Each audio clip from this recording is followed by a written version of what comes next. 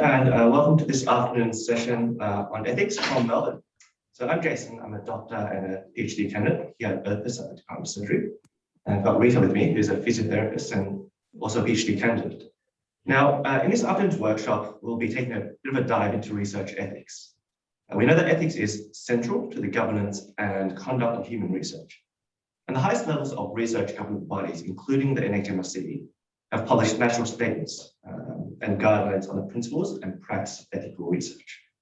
Now, fundamentally, it serves to safeguard and protect research participants and guide conduct that is in accordance with community expectations. But how do we go about navigating this complex area?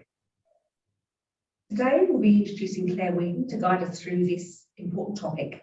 Claire is currently the Clinical Trials Coordinator at St Vincent's in Melbourne. She's a researcher with over 10 years' experience working in the areas of nursing and orthopaedic research. Her 2.5-year period working as an admin assistant in a hospital ethics department has resulted in a unique experience of the ethics process from both sides.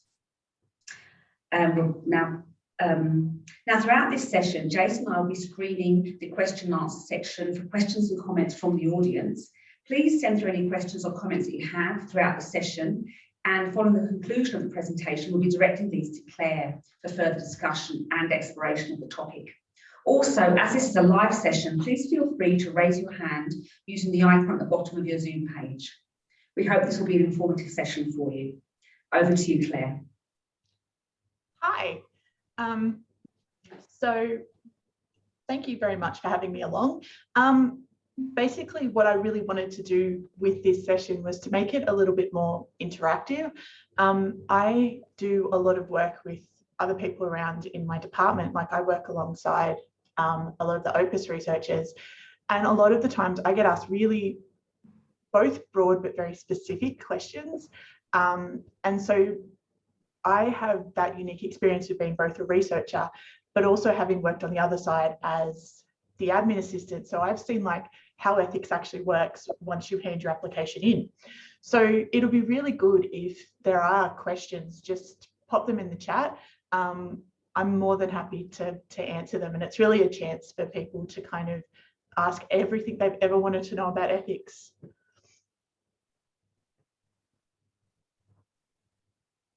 So I suppose in that instance, kind of over to our audience.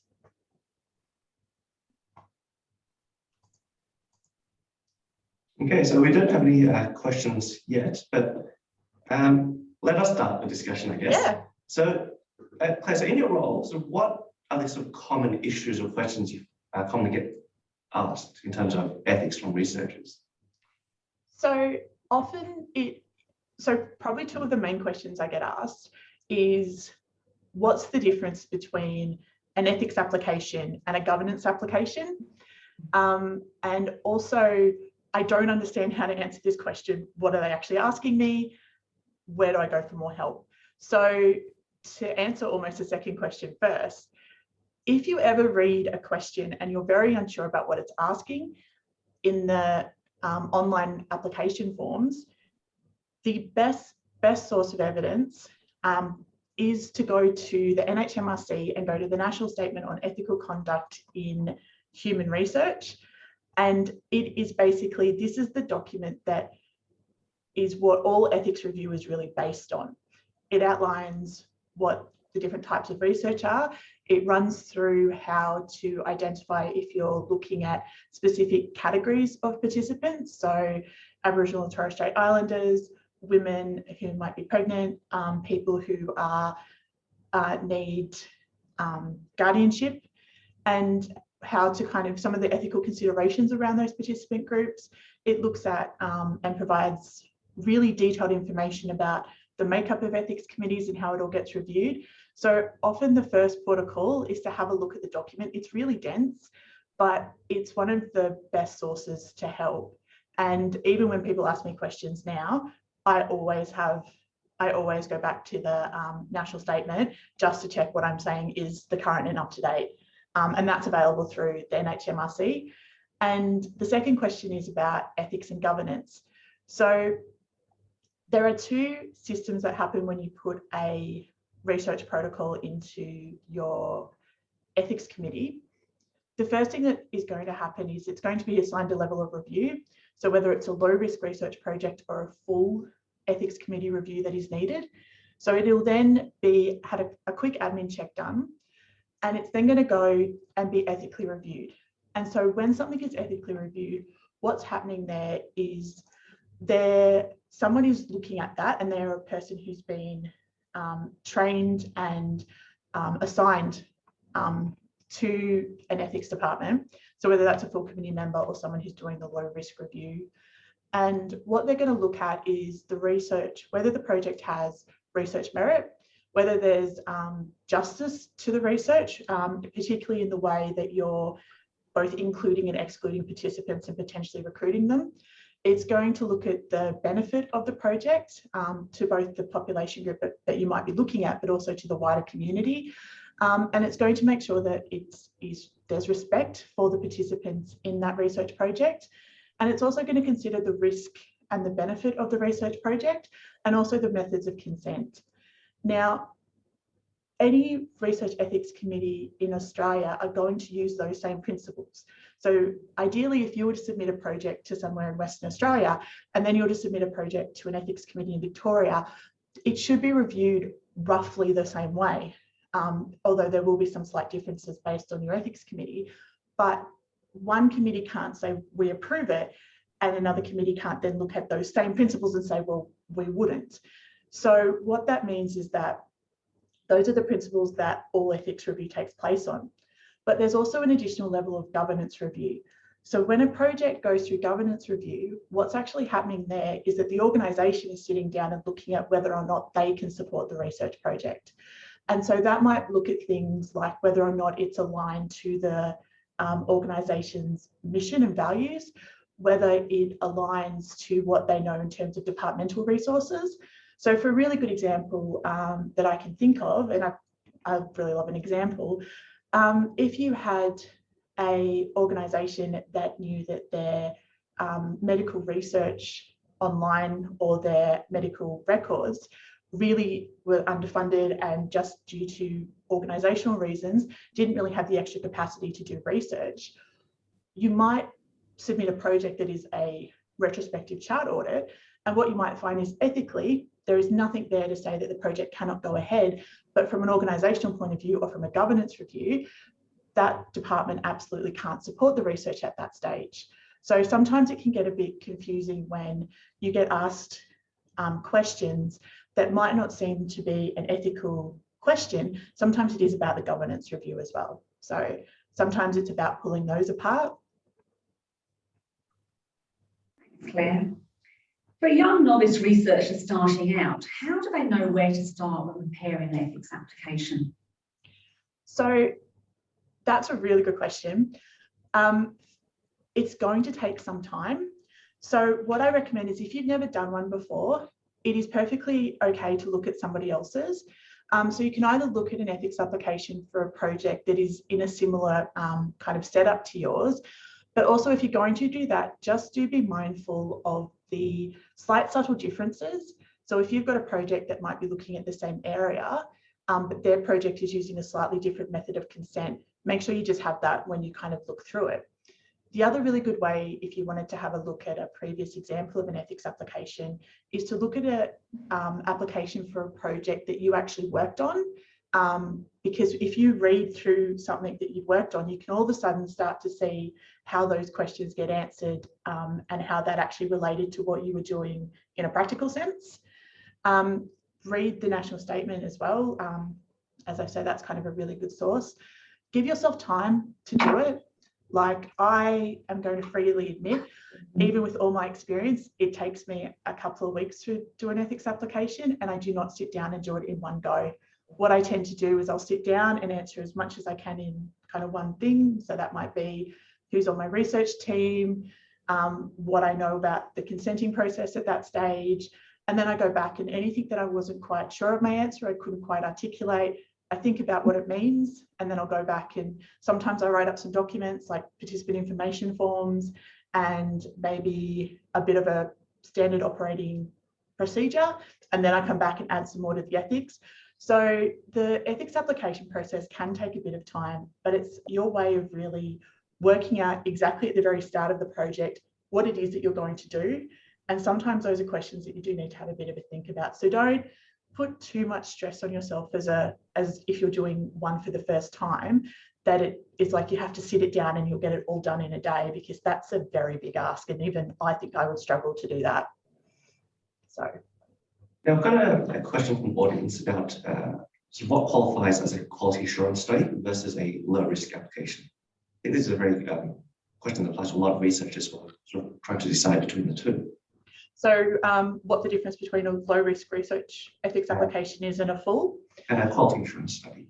Okay, so that's a real, like, low risk versus quality assurance is actually a really difficult question. And I don't think there is a very good definition. And it is really, at most times, it's left up to the organisation to determine what is the method, that basically where they're going to draw the line between a low risk research application and a quality assurance application. For our purposes, when I worked on the ethics department, we actually viewed quality assurance and low risk as the same. So we would actually review them in the same manner. But for both of those, we try to get them reviewed and turned around as quickly as possible. But I do know with the ethics committee that we currently use, they tend to look at anything that is going to be very kind of specific, and it is examining one thing that is unlikely to really have a big impact. And it's a really hard distinction. And I would love to be able to say, this is what quality assurance is and this is what low risk is, but it is a very subjective thing, and it does seem to be down on to the committee, unfortunately. Thanks, Claire. I've got a question here from Elizabeth in the audience. So Elizabeth's interested in kind of what sort of forms of consent. So when is it okay to use verbal consent? Traditionally, the projects, people tend to work on and use written consent, but over the last year with COVID, there's been quite a few restrictions in place. And so some people have been able to kind of amend their projects to use more verbal consent. Do you think this kind of verbal consent will be able to be continued in the future? Absolutely. And there's lots of different methods of consent. So you can have opt-in consent, opt-out consent, verbal, written. You can have a formal waiver of consent, and you can also have consent that you can renegotiate over the project, particularly for very long projects that might involve children as they become adults and are able to consent themselves. So in terms of whether I see like where verbal and written consent and all that kind of tend to fall, the method of consent should relate to the risk of the research project. So kind of, if you think of it as a hierarchy, fairly low risk ethics projects can do like opt-in and opt-out research consent. As you start to go a bit up that kind of risk chain, you might do verbal. More riskier projects, you definitely want written consent. So it's not so much that you can kind of interchange verbal and written either. What verbal consent is kind of signifying is that it is okay for someone to kind of verbally say, yes, I'm happy with that. It can be recorded, particularly if you're doing qualitative interviews as well, and kind of treated as someone signing a formal consent form. Whereas written consent tends to be when you really do need someone to sign it and treat it with the formality of a signed document. So as a researcher, I've actually had people say that they're happy to consent in the research project and then refuse to do it when I've asked them to sign it, because they were happy to kind of do it if they thought they could get away with, thought they could just say yes, but the moment they had to formally sign something, they were like, I don't want to do it. And it's also so that if there are any issues, I suppose, kind of further on down, you do have that document that you can say they have signed this, they were aware of it, or from a verbal point of view, they have like noted that they were aware of it. So I do see verbal consent as, now more participants, more research have used it, more ethics committees have kind of seen it being used. I think it will become very prevalent, but again, it's always going to depend on how risky the research project is that the consent's being obtained for. And just to, you mentioned the word opt-out consent there. Is that something that's used frequently, and is that an easy kind of consent to obtain through ethics? So the process of I can't do opt-in and opt-out consent. So basically, opt-in consent is when someone has to basically just say, yes, I will take part in this. And often opt-in consent is gathered when you say maybe send out a survey, and when people reply, they're opting in to the research project, and that is by return of the survey. Opt-out is where everyone is seen to be taking part in the research project unless they formally approach you and say, I don't want to do that.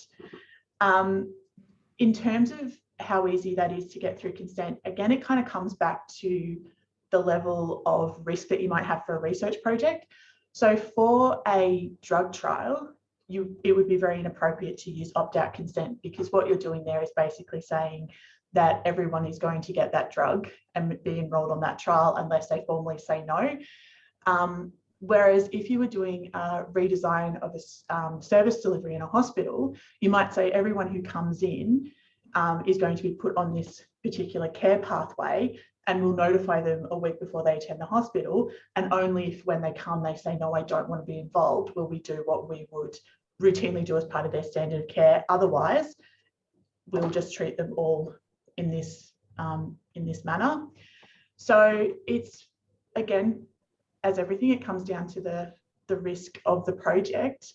But one of the things you do have to do is, if you are going for opt-out consent, is you do need to be able to show the ethics committee that you are taking all reasonable steps to contact participants to enable them to opt out. So if you were to send out a letter to people stating that they were going to be opted out, and you had that letter come back unopened and return to sender, you can't then say, well, they've opted out. You kind of, and you can't alternatively say they've opted in either. So. Now, on a question of projects that have gone through a human research ethics committee and have been subsequently approved. So what considerations are there, and how do you know when you have to make an ethics modification? So often when you take projects to the ethics committee, they'll normally come back with some clarifications. And that is sometimes around whether or not something's been clearly understood by the committee. If there is something that is that doesn't quite meet the ethical framework, what will normally happen is there will be from the ethics committee reference to the national statement, and basically in what way does it need to be amended to fit. Now, that's sometimes a bit difficult because what the ethics committee might be asking for might not actually practically work, or it might not be as helpful. So sometimes it is appropriate, depending on kind of what's being asked, to kind of just go back to the ethics committee and say, you know, I know you would like us to verbally contact everyone. So for an example, we'll use opt-out consent. They might say, well, to really get opt-out consent, we have to see that you've called all these patients. And it is kind of appropriate to say, well, that's going to require us to call 3,000 patients, and we just do not have the manpower, the supplies. That's also burdensome, not just on the researchers, but that could potentially be a burden for the patients, as they have to answer those calls and have that discussion coming from the hospital, kind of almost just prior to their surgery, say. Can we instead do 3 mailings of letters, and can we make sure that if we ever do, and can we make sure that we check PAS to make sure we've sent the letters to the right place? Like, what is there a better way to do this? Like, ethics is a discussion. It's not, I like to say the ethics application, it's starting a discussion. It's not an ethics exam. So. So I think probably a lot of researchers like myself have had to kind of make changes over this past year, particularly with COVID and having to change protocols and so on. What's the line between needing ethics modification or not? So certainly if you're changing the protocol, if you're changing anything that you've originally outlined in your ethics application, you will need to do an ethics amendment. You We'll also need to make sure that if you have made any changes to patient-facing documents or you've introduced new patient-facing documents, that also will need to be an ethics amendment. Sometimes if you're a bit, because sometimes you can have changes that might fall into the area of it's not really a change from the patient's perspective. So what we've done is we've changed the way we're doing it kind of in our offices. But again, and we never really detailed or described that this was how we were originally doing it in our protocol. It can be a good idea to just check with the ethics committee. Again, if you're a bit uncertain whether that modification does ethically impact on your study or ethically change it, it is about whether or not was that a really important point that the full ethics committee or the reviewer for a low risk should have taken into account. So again, check with your ethics committee. Normally it is a good idea to go back and look at your protocol and look at what you originally said and just see how much of that has changed as well.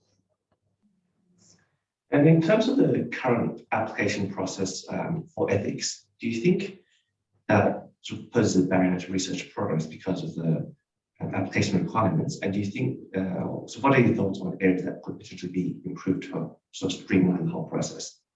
Sorry, could you give me that one again? You just cut out a bit. Sure. So in terms of current process for applying for ethics and undergoing review, do you feel like the process poses a barrier to the progression of research in terms of the requirements? And what are sort of the areas you think that could be improved to sort of streamline the process a bit more for researchers? Yeah, look, the ethics application can be, I think it can be overwhelming, I think is a good way. It's a lot of documentation to get together and to submit. I don't think it presents a barrier because what it does is it really kind of, it is important because it's all of those considerations an ethics committee needs to be able to look at when they're judging whether or not a project should be given ethics approval or whether there are some clarifications or modifications that are needed. I think where it can become a barrier is when the process is a bit hard to understand from the ethics committee itself. So the ethics committee I worked on, it was always understood that anybody could kind of come who was working in our department or who was planning to submit a project could basically come and ask me to sit down and walk them through the process. Like I was expected to be available to answer questions and to make sure that researchers really felt comfortable with what they were doing and they understood what the process was. And I know that that's not the same for all ethics committees, and sometimes that does come down to how many people there are there. Certainly the ability to use the National Mutual Acceptance Scheme, which is where you are able to submit your ethics application at one site, which becomes the primary approving site. And this is for projects that are doing multi-site and are doing, say, at a number of hospitals. You can have your project approved at one site, and then the other sites that are participating in the project will accept that ethics application. So you then just need to go through the process of governance review once you've provided them. So you provide them the full ethics application, which they'll review and then very quickly and agree that the ethical approval from the original institution was fine. They'll do a quick governance check and then it's good to go. So it has become more streamlined over the years since I started working in research. I think certainly making it a little bit more streamlined would help, particularly because there are sometimes differences when you're working between states. There's often the requirement to fill out the Victorian specific module, and then there's the New South Wales specific module, and then there's a Queensland specific module because of the legislation differences in each of the states. And so there is a lot of paperwork, but if I was to think about what paperwork or what part of the application I think we could get rid of, I really can't think of one. I think it's just probably more important from an ethics committee that they devote as much time as they possibly can to getting reviews done as quickly as possible, because I think that's sometimes where the hassle is, when things take weeks to be reviewed. And so you're just kind of sitting there not knowing, and then you come back and find you've got to make some changes. Thanks, Claire. That's interesting. And this is a question, anonymous attendee, but they've asked who normally sits on an ethics committee. And I guess going on from that, you know, if say I as a physiotherapist submit an ethics application, is it likely to be reviewed by somebody who kind of is from my kind of area of specialism or who understands, or, you know, how kind of, you know, kind of not the word random, but how kind of do they kind of look at that and distribute the applications across the ethics committee? Oh, I love that question. That's an excellent question. Thank you.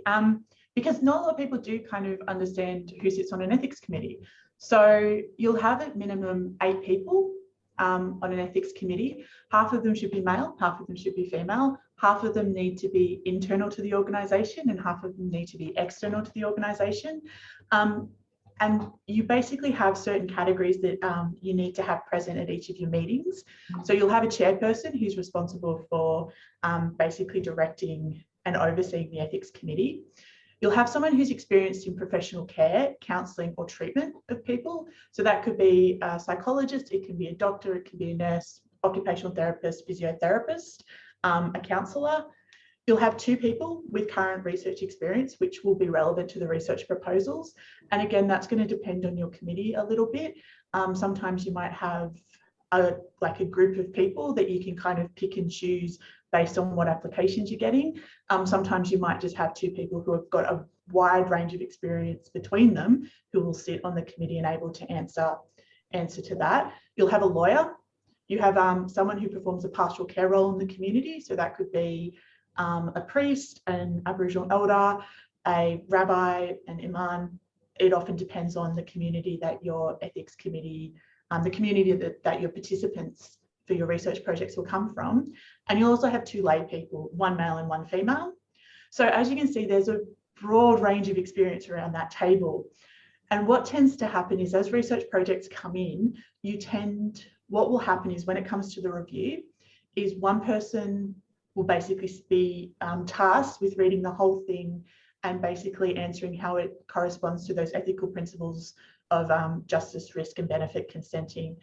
And they'll present it to the committee, but everyone around the table will have the opportunity to read it because they all get it given as part of their papers, and they can also make comments. So someone will present it. Sometimes a second person will also present as well, or at least kind of read it in detail to agree with the first person. And then everyone else will have the opportunity to make comments on it. So if you have someone who is a physiotherapist, so that might be the person who is there as either the people with current research experience, or it could be the person in the professional care category. If you had a physiotherapy project, you would often give that to that person. So you do try and match the strength of your committee to the applications that you come in. But sometimes you might, as a professional care person or a physiotherapist sitting on that, you might have to speak to a drug trial. Thanks, Claire. Thanks for sort of bringing the discussion and shining light on this very complex area. Now, we're coming towards the end of the session. So for our researchers who have any sort of questions about research ethics, where would you recommend we go and sort of ask questions and seek some support? So first thing is always go back to the statement. If you still have questions or the statement's a bit overwhelming or you're not quite sure where to go, your first port of call, I would always say, is your supervisor, because they will be able to either direct you, they might be able to direct you to a person in your department who can provide those that extra help and support. And when I say supervisor, I also mean like the principal investigator if you're working on someone's project. And you can also go back to the ethics committee themselves, like they are there to help. Certainly though, I think if you are a student, it's always a good idea to kind of touch base with your supervisor first, to just kind of ask them, you know, can you help me out? Am I looking in the wrong spot? Am I misunderstanding the question? Because sometimes they can really help. And if not, they can really help you get clear the question that you're really struggling with. So when you do go to the ethics committee, you can kind of be very clear and concise in what you're exactly asking, which always cuts down in any miscommunication. So yeah, thank you. I think that brings us to the end of the session. Thanks so much for Claire. That's been really great. No worries. Thank you for having me. Great. Thank you to our chairs, Rita and Jason, and thank you to Claire for coming along for the last session of the day. So that concludes today for the Opus Forum, and I wish to welcome everyone back tomorrow at 8:30 for the last day. So hope to see you then. Thank you.